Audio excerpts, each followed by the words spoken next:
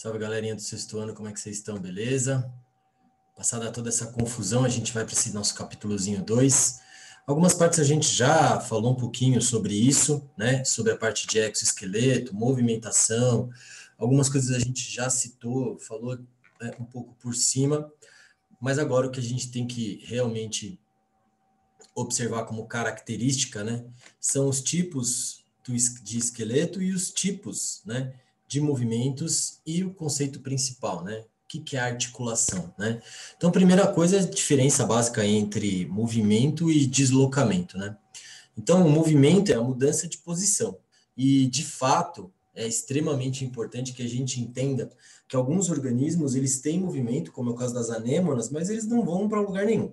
O que também não é uma verdade absoluta. Na verdade, o que a gente tem é pequenos deslocamentos de algumas espécies. Então, por exemplo, no caso das anêmonas, elas são sésseis. O que é césseo, Pro?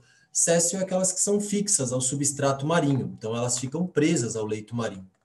E no caso deles, eles são animais, né? Porque as águas-vivas e anêmonas, elas são animais. Elas apresentam, além do movimento, um pequeno deslocamento só quando você tem alguma alteração muito drástica. Então, assim, não é que não tenha. Agora, uma esponja, por exemplo, ela tem um movimento só dos flagelos, tá? De células que existem dentro dela. Mas não tem deslocamento, ela é realmente fixa. Cracas e bivalves, como de forma geral, né? Como ostras, mariscos, mexilhões, esses não se deslocam, eles só têm movimento que é feito por estruturas do seu próprio corpo, como é o caso dos sifões. O que é o sifão? Sifão é uma entrada de água e uma saída de água. Tem a entrada, que é o sifão inalante, e a saída, que é o sifão exalante. Quanto ao tipo de sustentação, nós temos dois tipos básicos de estruturas. A primeira são os exoesqueletos, que são de vários animais, tem vários tipos. O principal são dos artrópodes, então os artrópodes eles apresentam um exoesqueleto que sofre mudas, tá? Dentro disso, você tem os insetos, o exoesqueleto é feito de um tipo de açúcar chamado quitina, e alguns outros insetos, eles têm o seu exoesqueleto de carbonato de cálcio. O carbonato de cálcio ele é usado para a fabricação de cimento, só para vocês entenderem que a gente pode usar esse tipo de coisa no nosso cotidiano, tá? Alguns esqueletos eles têm fluidez de água, como é o caso do esqueleto hidrostático de um equinodermo, tá? Que apresenta espículas, que são espinhos, que servem para sustentação e também para proteção. Tá? Então aqui a gente tem um ouriço do mar, a estrela do mar e etc. Já no nosso caso, a gente tem movimento, a gente tem deslocamento, e para que isso aconteça de maneira extremamente eficiente, né? Peixes, anfíbios, répteis, aves e mamíferos, eles apresentam como característica um esqueleto interno, tá? E esse esqueleto ele apresenta uma estrutura chamada articulação. O que é uma articulação? Cara, a articulação ela não é nada mais do que a seção entre dois ossos, ou seja, o encontro entre dois ossos. Isso é uma articulação. Além disso, além da articulação, nós temos músculo, tendões e ligamentos, que fazem o quê? Mantém a sustentação do seu esqueleto, né, como característica, a presença de força feita pela contração do músculo, né, e a manutenção da posição, né, da articulação, da forma como ela está, através dos tendões e ligamentos. Tá? Então, isso é o que gera o que a gente chama de sistema locomotor. O sistema locomotor ele é uma junção, tudo junto e misturado. Então, essa é uma junção, né? Não só do sistema ósseo, como também do sistema cartilaginoso, como também do sistema muscular, como também do sistema nervoso, né? Porque nosso movimento ele é voluntário. A gente que controla o nosso movimento, né? Na maioria das vezes, quando a gente está se deslocando, tá? Então, essa é uma característica muito própria. E aqui a gente tem um gráfico que é bastante importante e que eu quero que vocês prestem bastante atenção, que é o gráfico comparando o crescimento de um mamífero com o crescimento de um artrópode. Perceba que o artrópode, ele sofre a muda, cresce, né? Então ele sofreu a muda aqui, ele vai crescer, depois ele para um tempo de crescer, né? Então, ele fica com o período que a gente chama de intermudança, né? E depois ele sofre a muda de novo e cresce novamente. Então, como se fosse uma escadinha. A gente fala que o crescimento deles é descontínuo. Não é igual ao nosso, que o nosso a gente vai crescendo de maneira contínua até um certo ponto, até estabilizar, né? Como é o caso do cachorrinho que você está vendo aqui. Então ele fala, né? Partindo da análise do gráfico, explica a diferença entre os padrões de crescimento de vertebrados e artrópodes. Então essa é uma característica bastante importante e que é um exercício que eu cobraria bastante em prova. Então, quando ele fala sobre o crescimento, né? O crescimento dos artrópodes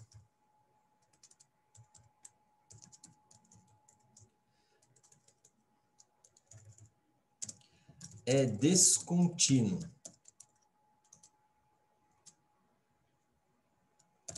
Tá?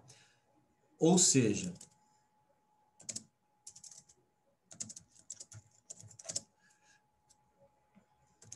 ele cresce em períodos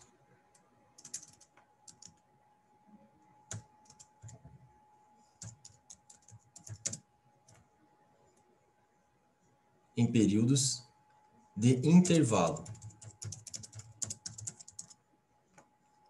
vírgula. Já o crescimento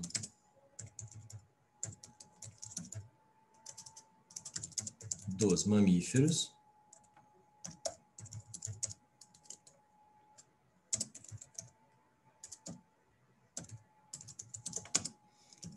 é contínuo.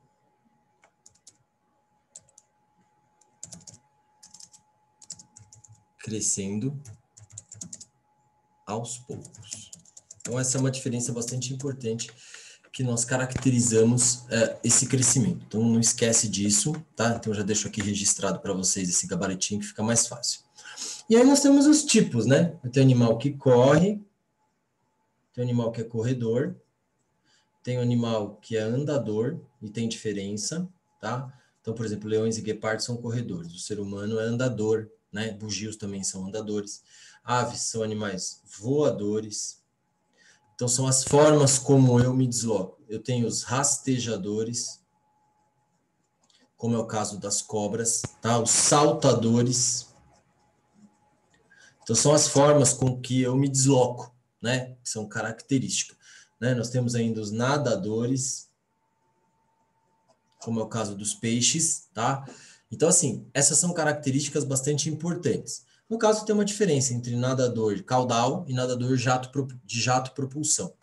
O nadador caudal, ele tem uma cauda, como é o caso de peixes e girinos, por exemplo. Já aqui no caso dos polvos e lulas e céfias, né, e sépias, esses animais, eles apresentam, como eu disse para vocês, um sifão. Esse sifão, ele é uma abertura, como se fosse um cano, tá? Por onde a água entra, ele é musculoso, e aí o animal tem dois, um sifão de entrada, que a gente chama de inalante, e um por onde a água vai passar e sair, chamado de exalante. Ele usa uma musculatura, e essa musculatura cria um jato empurrando a água para trás, por sua vez, óbvio, o polvo vai para frente, tá? Então, essa é uma característica muito importante em relação a esses organismos. Então, o movimento ele é muito simples, né? Então, quando ele fala aqui, faça uma associação entre movimento entre as colunas, né? E suas explicações ou exemplos. Então, por exemplo, movimento, né? O que é movimento? Então, o pássaro levanta voo, muda de uma árvore para outra, né? Então, se ele mudar de uma árvore para outra, isso é deslocamento. Então, o primeiro é 2, tá? Presente em nematódios e anelídeos, tá? Que é, no caso, né, nematódios e anelídeos, eles têm movimento. Substância que torna o exoesqueleto mais resistente. Então, carbonato de cálcio, 5.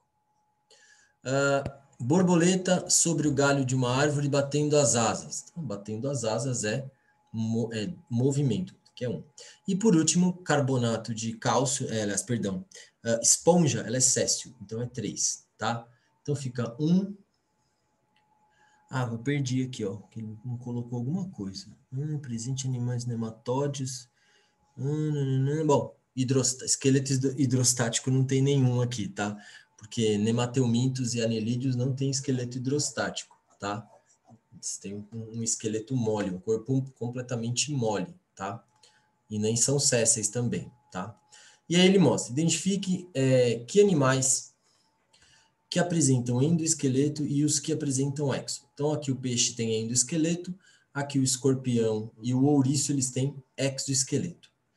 Quais são as diferenças entre o endoesqueleto e o exoesqueleto? Bom, isso é o mais fácil, né?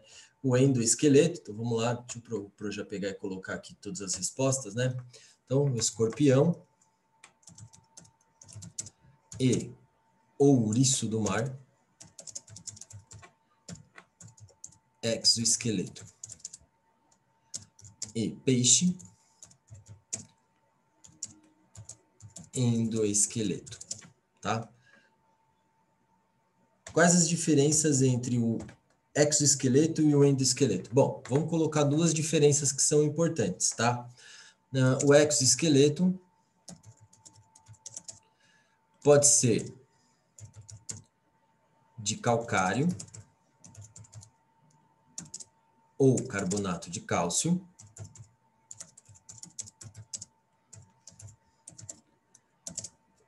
e é externo.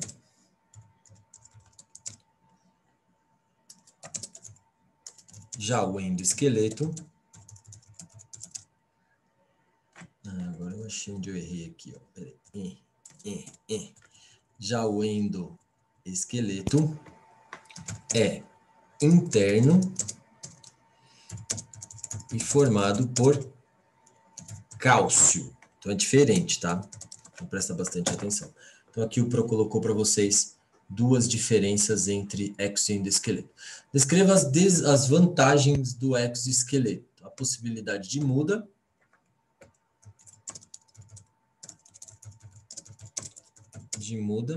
e crescimento descontínuo. E a desvantagem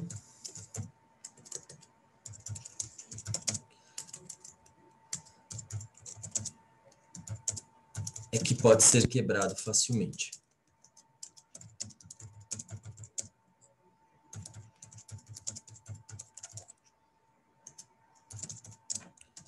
Já que é externo.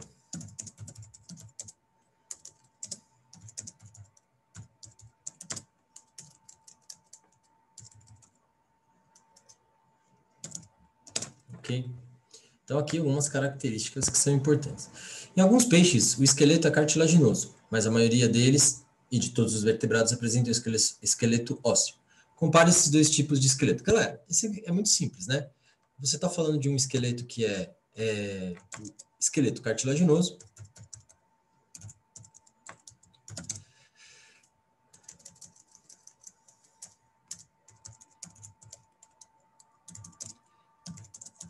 É mais mole e formado por cartilagem. E o esqueleto ósseo é mais resistente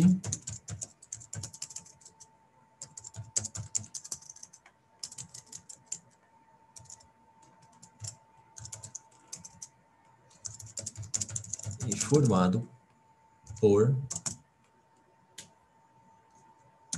ossos feitos de cálcio. Ok? Aí ele diz, né? Qual dos gráficos apresenta o crescimento qual dos gráficos representa o crescimento dos animais representados nas imagens? Né? Então vamos lá. Então aqui o gráfico A representa o crescimento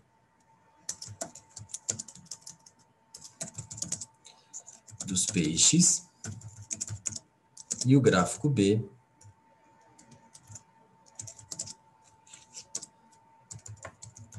representa o crescimento de ouriços e escorpiões. ok? Então, bem simples, bem tranquilo, um exercício bem fácil. Descreva as características dos peixes que lhe possibilitam viver na água. É um exercício bastante pesado, né? Então, vamos lá. Os peixes são formados por escamas.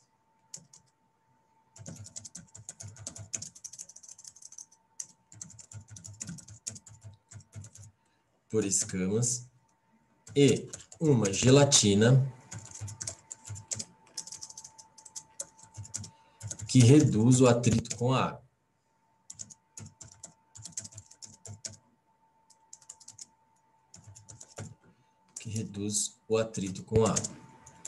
Além disso, também apresentam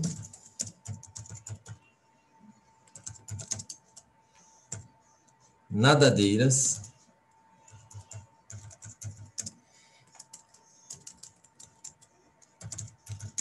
que auxiliam no movimento na água.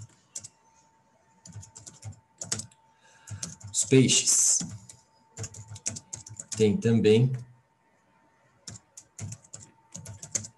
formato fusiforme, tá? Que é um formato em forma de fuzil, né? Em forma de bala, né? Que reduz o atrito na água. Ok? Então, essas são características aí que auxiliam bastante os peixes nessa característica de poder caminhar aí embaixo da água bem tranquilo. Bom, vamos falar um pouquinho do esqueleto humano, que é uma coisa bastante importante. Quando nós nascemos com aproximadamente 216 ossos. Só que quando a gente fica adulto, a gente fica entre 206 e 208. Isso porque alguns dos nossos ossos, eles se fundem, né? Então, eles formam lá uma estrutura própria, só deles, né? Então, essa é uma característica muito particular do esqueleto humano. Outra característica também bastante importante do esqueleto humano é o fato de como a gente classifica, né? Então, a gente pode classificá-lo em esqueleto axial, né? E esqueleto, a gente pode colocar lá, né? O esqueleto axial, inclui a cabeça, o tórax e a coluna vertebral, e o apendicular, que são os membros inferiores e superiores, tá? Os ossos do nosso crânio, eles também, os ossos do nosso corpo, eles também são divididos de acordo com a forma. Então, eu tenho osso longo, osso curto e osso chato, tá? Isso vai de acordo com uma relação entre uma parte do osso, são as três partes que a gente fala, né? Largura, profundidade e altura. Então, essas três características determinam para mim se o osso é longo, curto ou chato, tá? Além disso, nós temos, né, as estruturas que se conectam, que é a cintura pélvica e a coluna, e a estrutura da cintura escapular, que prende os braços, tá? E é o nosso esqueleto que a gente chama de somático, que é aquele que gera os nossos próprios movimentos, tá? Eu não tenho hábito de decoreba, porque osso não se decora, osso você vai aprendendo ao longo do tempo, mas aqui tem os tipos e regiões do nosso corpo, tá? Dos nossos ossos, que são extremamente fáceis, mas o Pro não vai ficar colocando esse monte de informação para vocês, porque mais para frente a gente vai rever isso aí. O osso, ele é formado por duas partes. O que a gente chama de parte mole do osso, que a gente chama de epífise, e a parte dura do osso, que a gente chama de diáfase, tá? Então, nós temos o que a gente pega, né, da parte dura, é o que a gente chama de osso compacto, né? E o osso mais mole, tá? Que é parte da epífise que se encontra com outros ossos na articulação. Dentro de alguns ossos, nós temos o que a gente chama de medula óssea. Na medula óssea, ela tem duas funções. A medula óssea, ela vai produzir o sangue, então ela vai produzir as células do sangue, e também, além das células do sangue, ela vai produzir uma parte líquida do sangue chamada de plasma, na medula chamada de amarela. Então é extremamente importante, né? E aí o câncer no osso, o câncer no osso é chamado de leucemia, tá? Então, como eu tinha falado, quanto aos tipos de ossos, ossos longos, curtos e chatos, e as articulações, que são as seções entre ossos, ou junções entre ossos, que podem ser móveis, grande amplitude de movimento, semimóveis, movimenta, mas não pode muito, tipo coluna vertebral, se movimentar demais se quebra, e imóveis, como é o caso da do crânio. Nós temos, né, estrutura que está conectada, ok? Nas articulações, então, como eu disse para vocês, nós temos cartilagem. Essa cartilagem ela é feita de um tipo de tecido especial chamado de cartilaginoso. Esse tecido cartilaginoso ele tem por função reduzir o impacto. Então, guarda essa informação, que a função dele é reduzir o impacto e reduzir o atrito entre os ossos, tá? Qual é a estrutura de articulação mais importante que nós temos? O joelho. Então, o nosso joelho é a parte mais importante, tá? Por quê? Porque ele sustenta todo o nosso corpo. Nossos ossos, eles têm por função, além da produção de sangue que eu acabei de comentar, proteção do nosso corpo e fornecer substâncias, tá? Então, ele protege órgãos vitais, além da movimentação, e fornece algumas substâncias para o corpo. E também produz o sangue, tá? Então, a estrutura do nosso crânio, ela é usada como fósseis, né? De muitos animais é usado como fóssil para poder o quê? Poder entender como era, né? Como eram os primeiros humanoides aí na Terra. Então, ele fala, né? Que diferenças existentes entre os esqueletos masculino e feminino na espécie humana? A primeira de todas, né? Que a gente pode considerar é a espessura dos ossos. Os ossos do homem, a espessura é maior. Então, a espessura do osso masculino, ela é maior do que a do osso feminino, tá? Então, isso é uma característica que diferencia. O ilíaco, que é a região pélvica, o ilíaco feminino é mais largo, o do homem é mais curto, por isso que mulher tem cintura, tá? O crânio masculino é maior que o crânio feminino, apesar do cérebro feminino ser mais desenvolvido que o cérebro masculino, tá? Outro detalhe também, a altura. A maior parte das vezes a altura é maior no homem e menor nas mulheres, principalmente nos fósseis, tá? E aí ele fala, né, como os pesquisadores puderam deduzir que a espécie encontrada era do sexo feminino, tá? Então, muito provavelmente por causa dessas características aí do ilíaco feminino, né? Da pelvis, onde o bebê fica guardado. Bom, preso na articulação, como eu falei para vocês, é um sistema complexo, né? Nós temos a musculatura. Nós temos 3 tipos de músculo. O esquelético, que são de todos os seus músculos do corpo, mais externos, que servem para locomoção, movimento, esticar o braço, levantar o braço, escrever, movimentar a cabeça. Estriado liso, músculo liso, que é o dos órgãos, tá? E dos movimentos dos órgãos do nosso corpo. E a musculatura cardíaca, que é aquela do nosso coração.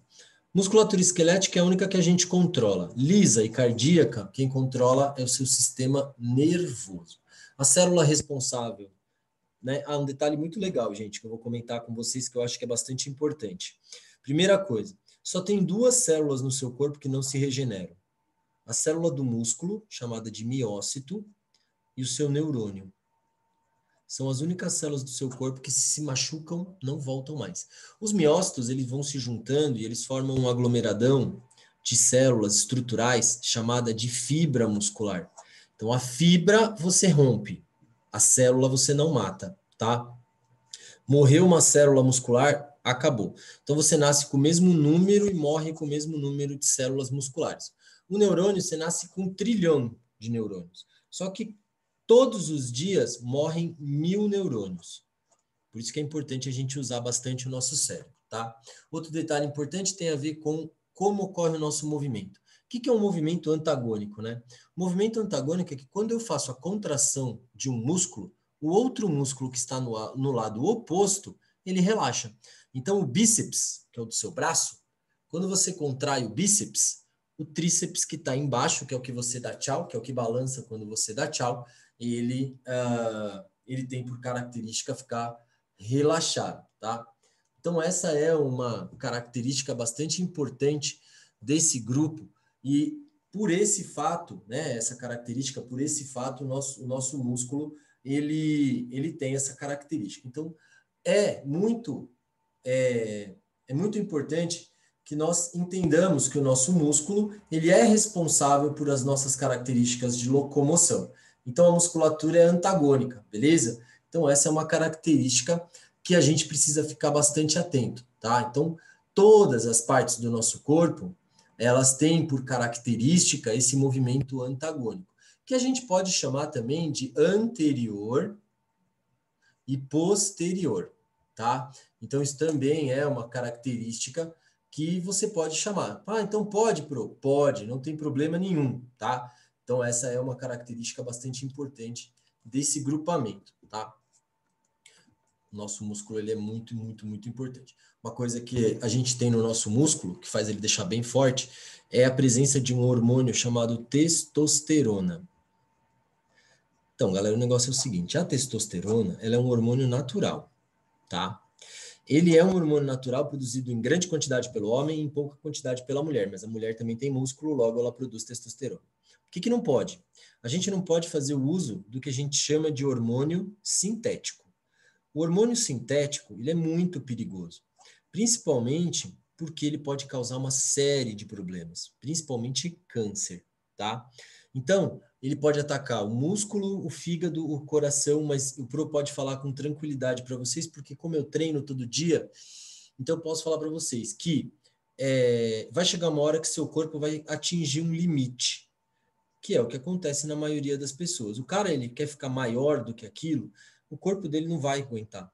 Então, você acaba tendo uma série de problemas, né, de efeitos colaterais. Então, você pode ter problema no fígado, você pode ter problema no coração, seus vasos sanguíneos ficam mais dilatados, então eles ficam mais largos internamente. Isso pode causar impotência sexual. Só um detalhe, impotência é diferente de esterilidade. Esterilidade não pode ter filho, tá? Impotência é que o órgão genital ele fica comprometido, tá? Problema no fígado, no pâncreas, no baço, um monte de tipo de câncer, pode aumentar o tamanho das mamas, pode causar redução na produção de espermatozoides, então tem um monte de problema. E seria legal vocês darem uma lida em relacionado a isso, tá? Alguns problemas que a gente tem no nosso corpo. Bom, o primeiro eu vou falar um pouquinho, antes de falar sobre desvio da coluna, que a gente chama de escolioses, né? Que são desvios, né? Lordose, cifose, então você vê que a lordose é uma curvatura para dentro, tá? A cifose é uma curvatura aqui em cima, perto do pescoço. E a escoliose é um entortamento da coluna, né? Então percebe que ela faz um S, tá? Então causa um desvio.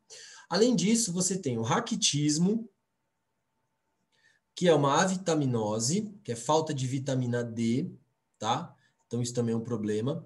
Você tem os problemas relacionados à osteoporose, que também é uma doença, e ela ocorre mais em mulheres a partir dos 60 anos e pouco em homens, mas em homens também acontece, e uma doença chamada ossos de vidro, que é a osteogênese imperfeita, tá? Esses ossos de vidro é uma deficiência genética, é uma falha no seu desenvolvimento genético. Então, por esse motivo, né, a gente tem esse problema, né? Então, o raquitismo, ele ocorre de 0 a 7 anos, tá? Falta de vitamina D entre 0 e 7 anos. A osteoporose, ela é etária, é pessoas da terceira idade, tá? Então, ele vai perdendo acúmulo de cálcio no osso, tá? Aí você tem, no caso do músculo, uma ruptura das fibras, que é uma distensão muscular, mas que se cura normalmente. Então, não há uma preocupação tão grande. Então, ele fala, né? Embora aparentemente inerte, todos os ossos são órgãos vivos capazes de realizar diversas funções. Cite as principais. Então, cara, tem várias coisas que estão relacionadas aos ossos, né? Então, a primeira, então, os ossos dão proteção a órgãos vitais.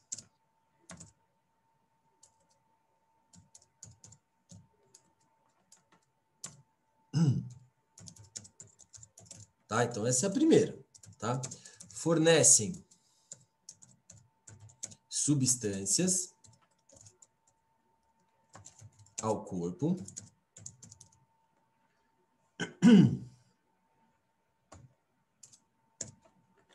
fornecem substâncias ao corpo, produzem o sangue,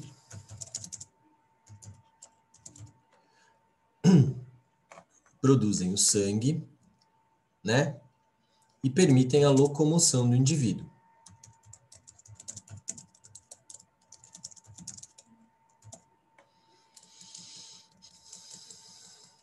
Peraí que eu escrevi errado aqui.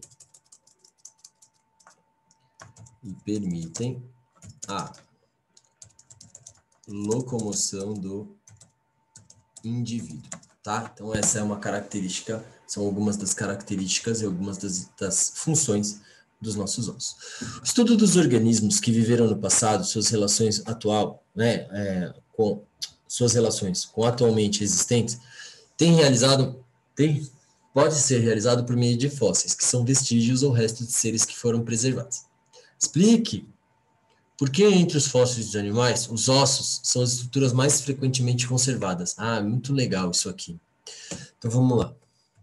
Os ossos são a parte dura dos animais. E desta forma, quando soterrados, o cálcio que forma os ossos é trocado por minerais mais duros, enquanto as partes moles do corpo são decompostas, ok? Então, por isso que os ossos eles acabam preservados, porque eles são mineralizados. Aí ele diz, né, Aquiles é um dos mais famosos heróis gregos, se tornou célebre pela bravura e força. Conta a mitologia que sua mãe mergulhou recém-nascido nas águas do rio Estige. Esse fato tornou ele invencível, exceto pelo calcanhar, porque ela segurou pelos calcanhares, né, na hora que o banhou. A expressão calcanhar ou tendão de Aquiles é empregada até os dias de hoje para representar o ponto fraco e vulnerável de uma pessoa. Qual é a função do tendão, né? Então, a função do tendão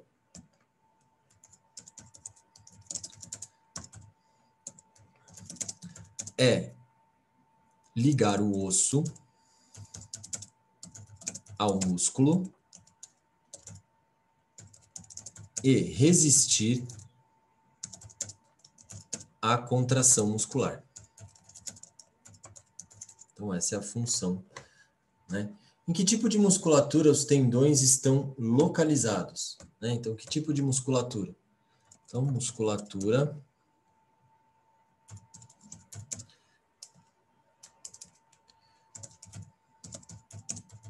estriada esquelética. Musculatura estriada esquelética.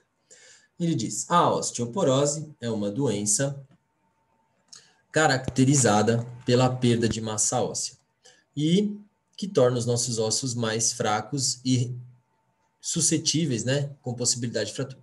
Explico por que a osteoporose é mais comum em mulheres. Então, vamos lá. Porque as mulheres mais velhas, mulheres, porque as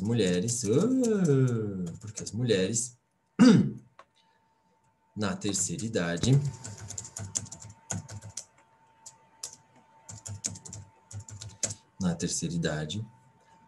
por causa da menopausa, que é parar de menstruar, começam a perder mais massa óssea. Oxi! E assim, tem mais facilidade de desenvolver osteoporose.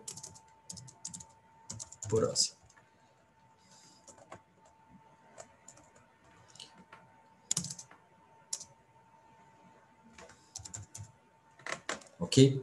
A prática regular de exercícios físicos, é fundamental para a saúde. Quando nos exercitamos, os músculos esqueléticos asseguram estímulos nervosos, seguramos que os estímulos nervosos cheguem até eles e mantêm a atividade e possibilita seu desenvolvimento. O que acontece com a musculatura se ela não for devidamente estimulada? Então, a musculatura tem perda de proteínas,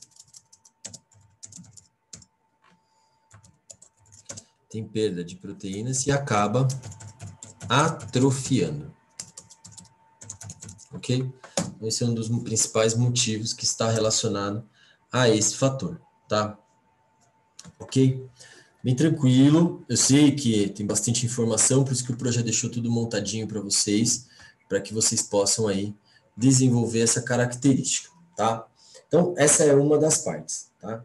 Ok? Então, galera, deixar aqui para vocês essa sequência. O Pro vai começar a falar agora no próximo vídeo sobre o sistema nervoso dos animais e a gente se vê na nossa aula de Zoom, tá bom? Então, super beijo para todos vocês aí.